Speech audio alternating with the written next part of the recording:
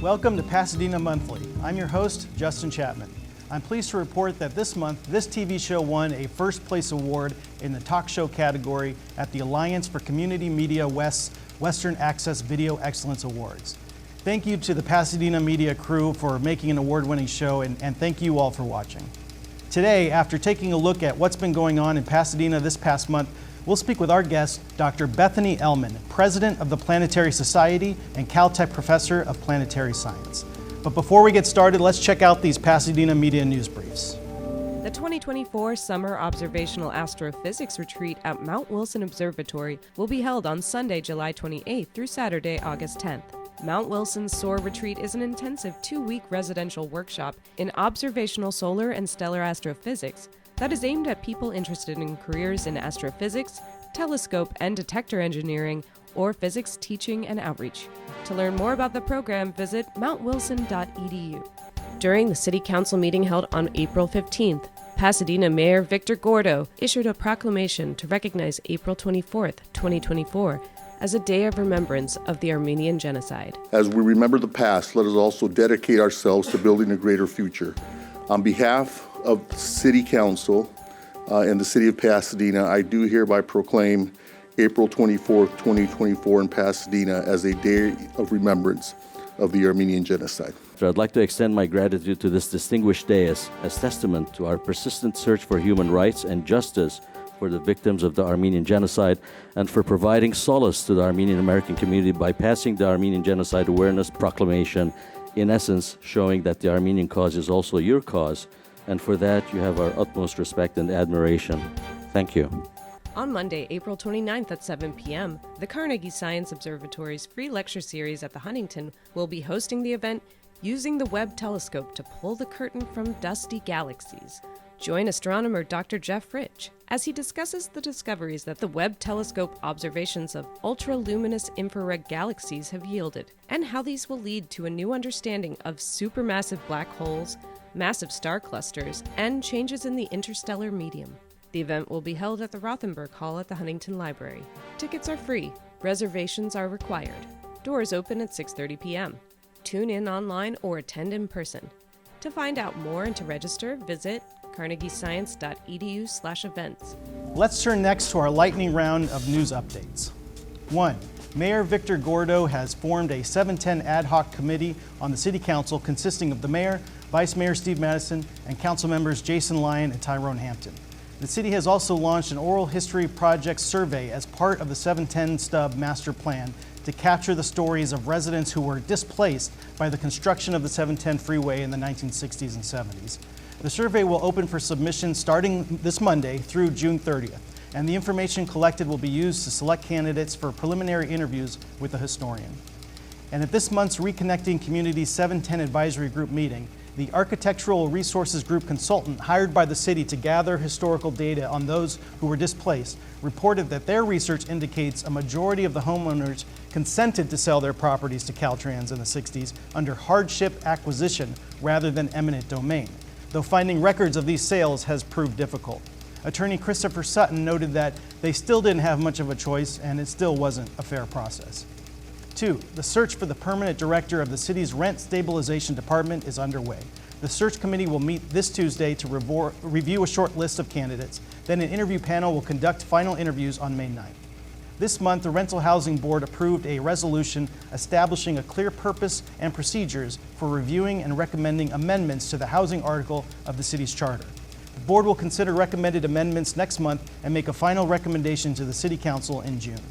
Meanwhile, opening briefs in the California Apartment Association's appeal against the city's voter-approved rent control law will be heard in August. 3. The Pasadena Unified School District Board of Education approved an affordable housing project for district staff and teachers at the former Roosevelt Elementary campus. The school board also installed its first student council to engage students in the decision-making process, consisting of 6 high school students from across PUSD, who will represent their fellow students and offer input on board agenda items through preferential votes. PUSD has also established a student assembly, which will meet regularly to discuss and vote on board agenda items, amplifying student voices. Over at PCC, the trustees announced 4 finalists in the superintendent president search, including the interim, Dr. Jose Gomez. After the trustees make their final decision, the new superintendent president will preside over the college's centennial year. 4, all of the 99-cent stores are closing, including the 2 in Pasadena. A group of investors, including the former president of Big Lots and Pick and Save, are exploring options to save many of the 99-cent stores in Southern California. 5, the city's Human Relations Commission invited the Hahn & Hahn law firm to deliver a presentation on the firm's ongoing dialogue with local groups who are impacted by a drive for racially discriminatory real estate ownership covenants in Pasadena in the 1930s and 40s, which was led by the Pasadena Improvement Association, formed in 1939 by attorney Herbert Hahn and former Pasadena Mayor Al Stewart. The firm said its aim for the dialogue is to develop and implement proactive measures to alleviate the historical effects of housing discrimination in Pasadena and support existing programs that address racial disparities in housing and home ownership. Last year, the Human Relations Commission voted to recommend to the council that the city remove Stewart's photograph from City Hall and revoke Hahn's Noble Award, but that has not been agendized yet. 6, City Council rescheduled a public hearing to May 6th about the Public Works Department's proposal to raise refuse collection and sewer use rates. The new refuse rates could increase by 7% each fiscal year from 2026 to 29, which would be the first time the city has suggested an increase beyond CPI in 12 years, and 17 years for new sewer rates. Public Works said current rates are not generating enough revenue to cover operational costs and capital expenses, and that some capital improvement projects have gone unfunded in order to cover operational costs. The council will also hold a public hearing on June 3rd regarding the Water and Power Department's proposal to raise water rates as soon as July 1st in order to address rising operating costs and fund essential water infrastructure improvements. PWP launched a new online bill estimator tool that shows how the proposed water rate adjustments could impact your bill. Located at pwp.cityofpasadena.net. PWP is also proposing a comprehensive electric rate realignment study. 7, the search for the permanent general manager of PWP is underway and applications are now being accepted. Interviews will be conducted next month, and a community forum was held yesterday to solicit feedback, and the public can continue to submit feedback at bit.ly/PWP community survey through this Sunday. 8, the Charter Study Task Force will be submitting a number of recommendations for the council's consideration, including a council member appointment process that would be executed if 2 years or less remained on an unexpired term of a council member that cannot finish a term. A residency requirement of at least 6 months for those seeking to be appointed to the city council to fill a vacant unexpired term. An annual vice mayor appointment process with 1-year terms. The creation of a mayor pro tempore that would be chosen by the council if the mayor's seat becomes vacant. Term limits for the mayor and council members of 3 consecutive 4-year terms. More regular council compensation committee meetings, and the consideration of family care benefits for council members. The task force continues to discuss other topics, and the council will make the final decision as to what gets placed on the November ballot. 9, Vromans announced that the company will close its Hastings Ranch store next month because it was unable to reach a new lease agreement with the property owner over increasing occupancy expenses. The last day of business at the Hastings Ranch location will be May 12th. The company said that its Colorado Boulevard location is secure and the search for the right new owner of the company continues. And 10, LA County Supervisor Catherine Barger told Local News Pasadena that the Tongva Conservancy nonprofit that was reportedly in discussions with the county last year about acquiring the 230-acre Henninger Flats in the San Gabriel Mountains no longer plans to do so due to high maintenance costs. Let's welcome our guest, Dr. Bethany Ehlmann, President of the Planetary Society, Professor of Planetary Science at Caltech, and Director of Caltech's Keck Institute for Space Studies. Thank you so much for coming on the show. It's a pleasure to be here. Dr. Ehlmann served for many years as a research scientist at JPL up the road here. Her research focuses on the mineralogy and chemistry of planetary surfaces, remote sensing techniques, and Instruments, Astrobiology, and Science Policy and Outreach. She is principal investigator of the NASA Lunar Trailblazer, a small satellite mission to map water on the moon. Much of her other recent scientific work has focused on unraveling Mars's environmental history. She's a member of the science teams for the Mars Exploration Rovers, Spirit and Opportunity, the XRISM Imaging Spectrometer on the Mars Reconnaissance Orbiter, the Mars Curiosity Rover, and the Mars Perseverance Rover. She was also an affiliate of the Dawn Orbiter team during its exploration of Ceres. She's co-investigator on the upcoming EMIT mission, a space station-based imaging spectrometer to explore dust source regions, and is working to propose mission concepts for ocean worlds, Venus, and asteroids. So for those who are not familiar, tell us about the Planetary Society, where Bill Nye, of course, serves as CEO. What is it? What does it do? The Planetary Society is the world's largest nonprofit focused on bringing people together who are excited about the exploration of space. So founded in 1980, right here in Pasadena, and the headquarters are still just across the way from the studio, actually, on Green Street. Carl Sagan, Bruce Murray, former JPL director, and Lou Friedman, JPL engineer, put the society together in 1980 because they realized that there was this gap. Like, our government was investing in space, people were enthusiastic about it, but Congress and our leaders weren't necessarily hearing what the people wanted, and there was no community to tie people who loved astronomy, who loved space missions, who wanted to defend Earth from asteroids together. So we are that society, 40,000 members strong, and even more, millions, listening each week to our broadcast Planetary Radio.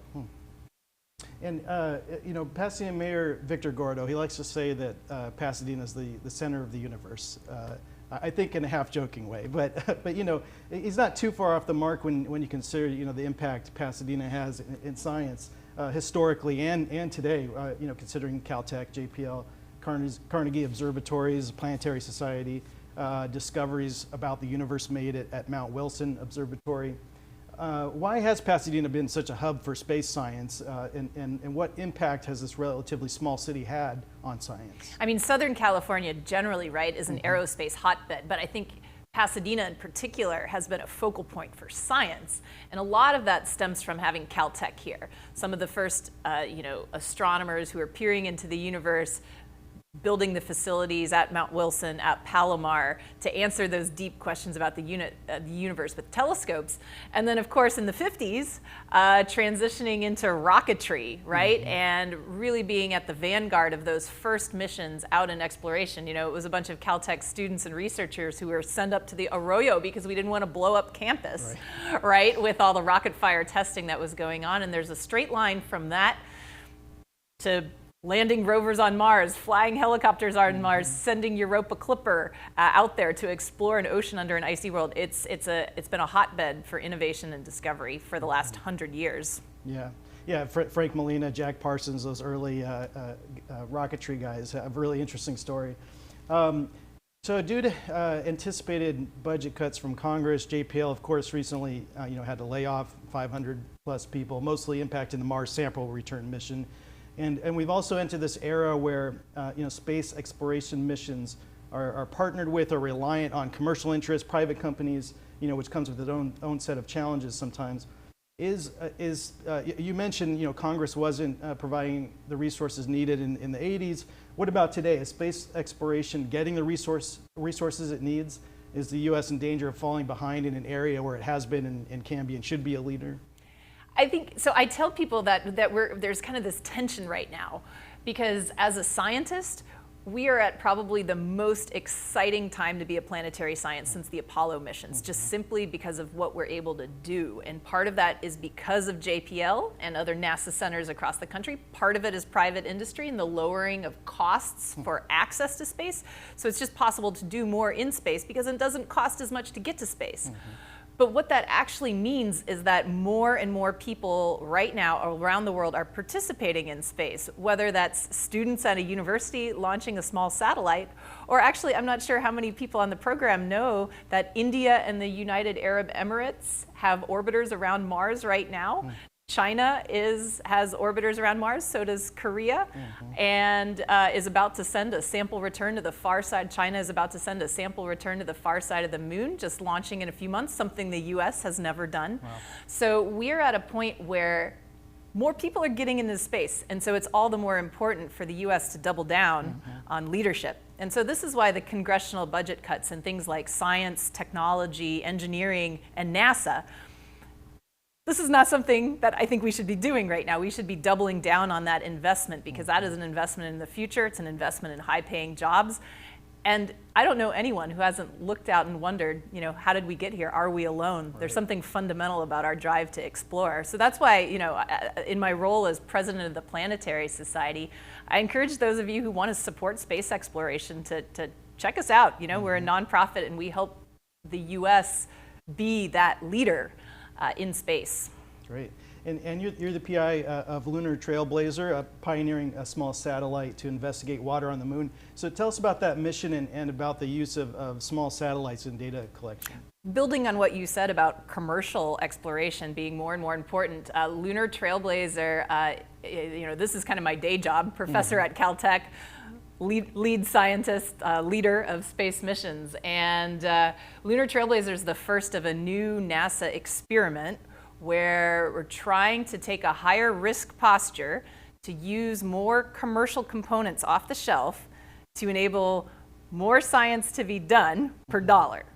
So it's a high risk, high reward type mission. For the last 5 years, with my team at JPL, Caltech, and our partners Lockheed Martin, we have been, you know, building a satellite about the size of a dishwasher that will be launching later this year, and its goal is to map the form, distribution, and abundance of water on the moon.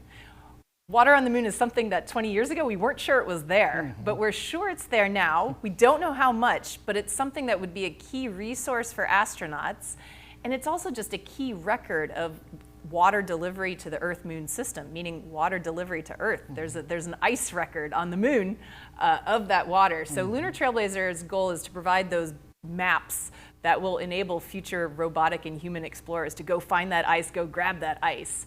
One of the most unique features is that in addition to being a traditional JPL mission, we've spun up an operations center at Caltech, led by our colleagues at astronomy who have experience running space telescopes, and then staffed in part by students at Pasadena City College and at Caltech, who are on console working side by side with the professional staff at Caltech who will be operating our spacecraft. One of the first times a deep space exploration mission will be operated out of a university, and it's right here in Pasadena. That's great. And is the satellite, I think I heard it was scheduled to launch in November. Is that still the timeline? That's right, on track for November. We are not in control of our own fate in terms of when we launch. Because we're tiny, we don't get our own rocket. We're hitching a ride. We're sticking out our thumb, some organized hitchhiking here to get on a ride to space. We're going to be launching when the Intuitive Machines Lunar Lander number 2 launches. Some of the viewers might be familiar with Lunar Lander number 1, which landed and then tipped over. But it landed. It landed softly, sent back data. So the second one is currently planned for November, and when they go, we're hitched on the side of the rocket with 2 other satellites. Catching the ride to space. And you said we don't know how much water. What form is it? Do we know where it is, and how is it possible? So there's 2 types of water on the moon. One is weird and puzzling, and we're not quite sure what it is. But on the sunlit parts of the moon, there are certain rocks and soils that have just a little bit of a hint of a water. There's a spectroscopic absorption in the infrared that we can see to see that there's water there. So this is maybe like a 1/10 of a weight % of water, so small amounts, but in rocks. And so that's interesting. It may be recording water brought up from the lunar mantle, maybe recording some process of impact or solar wind implantation. The water that has a lot of people excited is the potential for water ice in the permanently shadowed regions of the moon. So there are places on the moon where the sun never shines, and these are deep craters on the poles of the moon. The moon rotates more or less straight up and down, unlike Earth, which is tilted. So if you have a deep crater and it's a sufficiently deep hole in the ground, you never get that grazing angle from the sun coming in. So these deposits are very, very cold, like, over 100 degrees below zero. And they serve as traps for any water that's ever, whether it's been erupted out of a lunar volcano, whether it's come in on a comet or an asteroid impact, those water molecules hop their way to the coldest part of the moon. And so one of the things we're going to do is peer in those shadowed regions to produce maps of where that ice is, how much is it. If you were an astronaut or a rover, how would you drive to go get it? That kind of knowledge that you need to have boots or wheels on the ground there exploring. Wow. And you mentioned students are on the team. I think I heard that you helped operate rovers when you were a student, and now you have students from Caltech PCC on the operations team. How do we get young people interested in scientific careers and provide women, especially, these opportunities that have, in this industry that has been male-dominated for too long? I think what's so important, right, is to get all of the best brains who are excited about science to continue through science. It's actually a long road to become a scientist, right? You got to do the high school classes, the college classes, then a graduate degree, and it's sometimes a slog. Those classes are hard, right? So when we have those brightest minds as kids who are excited about space exploration, how do we give them the opportunities to, it is worth slogging through that intro physics class, that is hard, because what's on the other side is an exciting career of science or engineering, building spacecraft, software, testing spacecraft, even welding these spacecraft together, right? It takes all types. And so I think giving kids these opportunities early in the career is so important, because it shows, what's on the other side of all that hard work in school. It's the fun of actually exploring, actually operating a craft on another planet. So you're right that I got my start in college, while I was an undergrad, having the opportunity to work on the Spirit and Opportunity rovers. So paying it forward here with our Caltech and PCC student undergrads, giving some of them the opportunity to work on Lunar Trailblazer. That's awesome. So your research is focused on exploration of the solar system. You're planetary scientists. UAPs have been in the news a lot and in congressional hearings a lot recently. What's your view on whether there's other intelligent life in the universe and whether it's visited here before? Yeah, UAPs, unexplained aerial phenomenon, previously known as UFOs, unidentified flying objects. Well, look, I think there are more things out there than we completely understand, and that's one of the things that actually so excites me as a scientist. Right. I'm curious. I want to know what's there, whether that's what's on the surface of another planet like Mars, whether there's life underground, or it's like, what was that thing that just zipped across the screen of my fighter jet and seems to be going fast?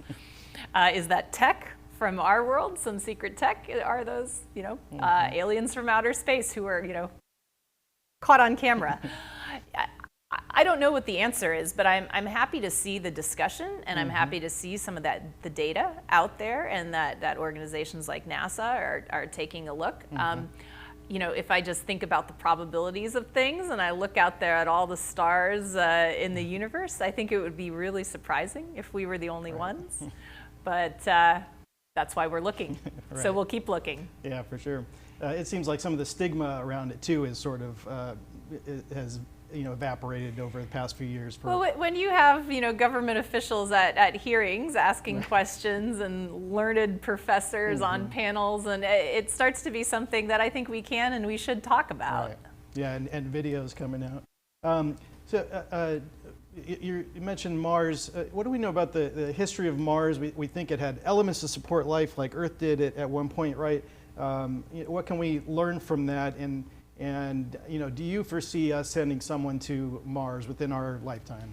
Oh, a lot of questions there. So, Mars, I love Venus, Earth, Mars as like three experiments for, okay, if you tweak a little bit of this, you move it closer to the sun, you maybe have plate tectonics, you maybe don't, you maybe make it smaller. Does the planet create life? Does it create conditions like a climate that should sustain life? And what's so fascinating about Mars is that the closer we look at the rock record of Mars, the more we see that Mars in the past, for really the first half of its history, at least, was once a lot like Earth. There were lakes that you could swim in. There were rivers. There were hydrothermal systems like Yellowstone or hot springs that you could take a dip in. Wow.